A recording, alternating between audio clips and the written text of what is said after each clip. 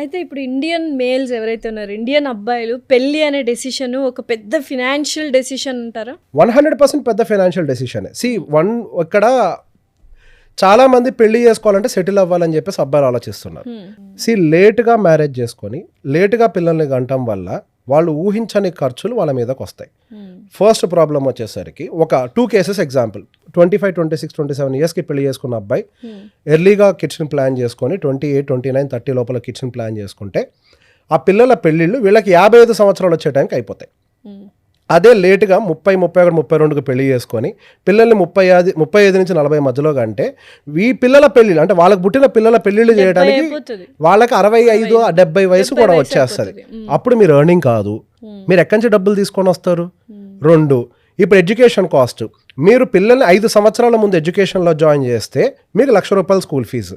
మీరు అదే 5 సంవత్సరాల తర్వాత పిల్లల్ని స్కూల్లో జాయిన్ చేస్తే అది ₹1,00,000 స్కూల్ ఫీజుగా మారుతుంది. సో పిల్లలు ముందు పుట్టినా వెనక పుట్టినా మీకు వచ్చే జీతం మారుద్దా? మీ పిల్లలు ఉన్నారా లేదా అన్న దాన్ని బట్టి మీ జీతం డిసైడ్ అవుద్దా? మీకు వచ్చే జీతం అంటే ఆ సమ్ ఆఫ్ అమౌంట్ అంటే మీ లైఫ్ లాంగ్ ఎర్న్ చేసేటువంటి అమౌంట్ అది మారదు, అది ఫిక్స్డ్. కానీ ఎక్స్పెండిచర్ ఎంత అనేది మాత్రం ముందు మీరు ప్లాన్ చేసుకోవాలి. నేను ఇప్పటి నుంచి ప్లాన్ చేసుకుంటే ఇంత ఖర్చు అవుతుంది, 5 ఏళ్ళు లేటుగా ప్లాన్ చేసుకుంటే ఇంత ఖర్చు అవుతుంది. నాకు వచ్చే ఇన్కమ్ మాత్రం సేమ్, అది మారదు.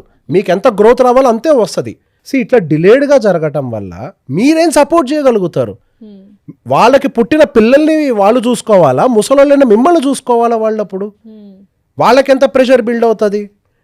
ప్రాక్టికల్గా అటు అంటే మన సైకిల్ క్లీన్గా వెళ్ళాలి అని అన్నా, ఫైనాన్షియల్స్ క్లీన్గా ఉండాలి అన్నా ఏ టైంకి జరగాల్సిన పని ఆ టైంకి జరగాలి.